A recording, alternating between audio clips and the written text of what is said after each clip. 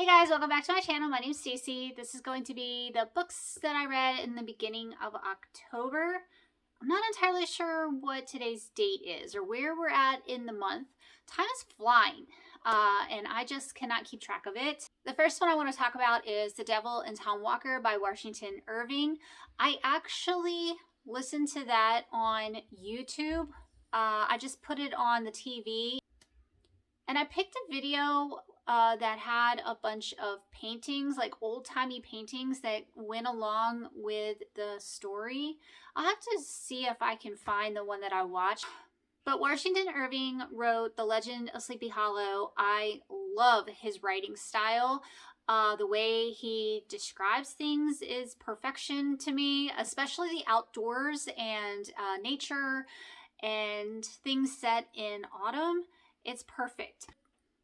But since this was a short story, there's not a whole lot I can say about it other than it's about a man named Tom Walker who makes a deal with the devil. And I loved it. I thought it was really good. So if you're looking for a spookier read for October, maybe give that one a go. Like I said, it's really short, or you could even listen to it for free on YouTube. The next one I want to talk about is another short story, and I actually read it from this book. This is Nathaniel Hawthorne's Selected Tales and Sketches. You guys know that I read The House of Seven Gables recently, and I loved it, so I have really been wanting to pick up more from Nathaniel Hawthorne. Short stories are perfect. He also writes very similar to Washington Irving. Both of them are from the Romantic period, which is apparently my favorite period or classical books to read. And again, his writing style with the way that he describes things is so perfect. So the story of young Goodman Brown, how do I describe this? It's about a young married man who leaves his wife. His wife's name is Faith. He leaves her at the door. She's asking him not to go, and he goes out basically walking around the woods with an old man, and you're trying to figure out who it is he's with. Although it's very short, just like the other story, and you quickly figure out what this walk is for. And then other people from the town show up, and it's kind of surprising what's happening. I don't want to give anything away, but you really should read this one. This one was so good. I was really impressed by this. You could probably also find this on YouTube as well and listen to this for free. Yeah, it is another one that I would highly recommend. All right, next one that I picked up was called Autumn and Autopsies by Macy Marple. Pretty sure that's a pen name. It's way too cute. But this was a Christian cozy mystery. This also was short. I guess it's a novella. I think it was about 100 pages long. That's basically why I picked it up. I wanted something kind of cozy and kind of quick and set in autumn, and it has all those things. And there was a lot of prayer in this book, which I really liked a lot. The main character prayed a lot, and like her prayers were written out, so you were reading her actual prayers to God, and I just thought that was really cool because you don't see that often in books. Although I found that she didn't really listen to God. I feel like God was kind of leading her in a certain way, and she was ignoring the things that God was trying to say. So I did not like the main character of this book. Even though I really loved how much she prayed, her as a character, she was very frustrating. The book itself is pretty cute. It's about a girl who is opening up a coffee shop, and her dad has passed, so she has a really good relationship with her mom. I thought that relationship was really cute, and she is dating a policeman. And her boyfriend and her boyfriend's sister go to a corn maze, and she stumbles upon a murder. And for whatever reason, this is book 3 or 4, I think, in the series, and I haven't read any other ones, but for whatever reason, she feels like she has to be the one to solve the murder, even though everyone is telling her to let it go and not get involved, and it's dangerous. So I didn't like her attitude towards having to be the one to do it, and I'm not sure why she felt that way. It was very weird. I also did not like her relationship with her best friend. Her best friend worked with her at the coffee shop, and I think they were kind of mean to each other. They were kind of just nasty. I feel like I wouldn't talk to my friend the way that she talked to her friend. So I didn't really like the book overall because of the main character. It had potential. It could have been really cute and pretty good, but I don't know if I'm going to continue on with any of the books from the series. Next one I want to talk about is one of my favorites. Y'all know, it's Sherlock Holmes. I ended up getting the complete Sherlock Holmes on my Kindle. I think it was free.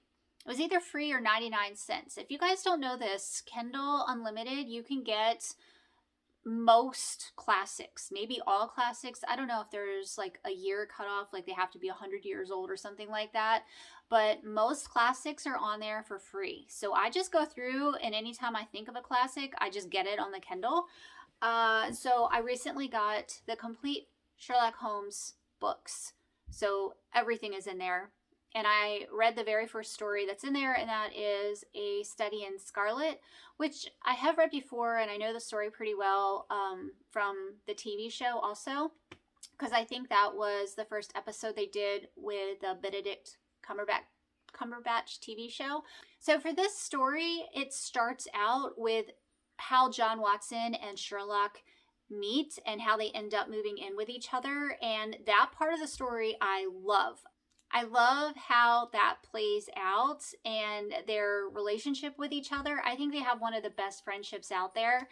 But the actual case, I'm not the biggest fan of that particular case out of all of the Sherlock books that I've read. That's one of my least favorites. But I always enjoy hanging out with Sherlock and Watson. Like, if I could go back in time and hang out with fictional characters, that's who I would hang out with. I would just have a blast with them.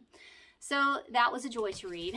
And I will just keep continuing on reading through that gigantic book as time goes on. My cat actually came by. She never comes over when I'm filming, but that's my cat. Her name is Church. That's one of my cats. Anyway, I have two. Her name is Church. She's named after the cat from Pet Sematary. But we don't really call her Church anymore. We call her Cheese or Cheesy or Cheese Poof or whatever. It's just cheesy. So I don't know why, but that's what we call her. Anyway, I'm getting sidetracked. The last book that I want to talk about is House. This one by Frank Perretti and Ted Dekker. And man, this was disappointing. I haven't read that many books that have made me this angry. So I wanted to throw this one. This was really disappointing because I love Frank Perretti's This Present Darkness and Piercing the Darkness. They are some of the best Christian fiction books ever. Highly recommend those books to anyone. And Ted Dekker has some really good books. I don't know if I would say any of his books are my favorites, but they are good. He does write some good, like thriller type books. This book was insane. This book, it had me so annoyed. It starts out with this really irritating couple who are getting divorced, and they keep saying the main reason they're getting divorced is because the wife wants to be a famous country singer and she wants to go like out touring and stuff. And he's, emotionally disconnected and I guess doesn't want her to be a singer. And he keeps complaining whenever she sings, he hates her singing. He hates her songs. And so you're like in the car with them as they're going to a therapy appointment and they're just nitpicking each other and thinking badly about the other one. And they end up having car issues that cause them to have to walk to an inn. And they are in the backwoods of Alabama. And they had already been warned by a very strange cop that there are basically inbreds running around the woods and they had to be very careful.